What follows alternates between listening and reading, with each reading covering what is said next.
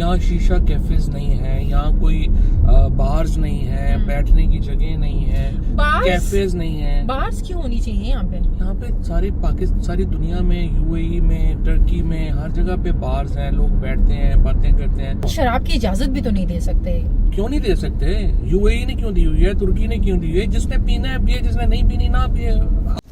تو باقی ڈرگز کے بارے میں کیا خیال ہے؟ الکوہول بھی ایک ڈرگ ہے, کوکین بھی ایک ڈرگ ہے, تو کوکین کی اجازت کیوں نہ دی جائے پھر؟ باقی جو ڈرگز ہیں, ہیروئن کی اجازت کیوں نہ دے دی جائے؟ آخرکار اگر لوگوں کی مرضی ہے تو لوگوں کی مرضی اس چیز پہ تو ڈٹرمن نہیں ہو سکتی کہ چونکہ ویسٹ والے الکوہول کو کی اجازت دیتے ہیں, باقی ڈرگز کی نہیں دیتے, دیر فور ہمارے لبرل بھی اتنے لبرل ہوں گے جتنے لبرلز نے ان کو لبرلائز کیا ہوا ہے. That actually would be a very oxymoronic statement.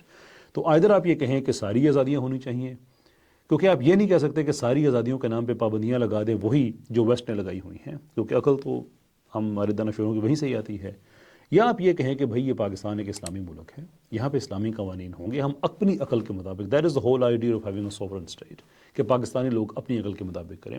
جو یو کے کی آزادیاں ہیں, جو یورپ کے باقی ممالک کی آزادیاں ہیں, شور وہ ان کا اپنا فیصلہ ہے, ان کا اپنا سسٹم ہے, وہ اس کو انجوائے کریں, they have the right to do سو.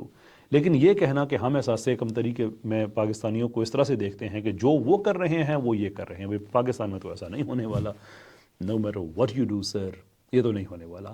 ہاں, آپ کی یہ ساری باتیں یاد آپ کو کرائیں گے آپ کے اگلے الیکشن میں.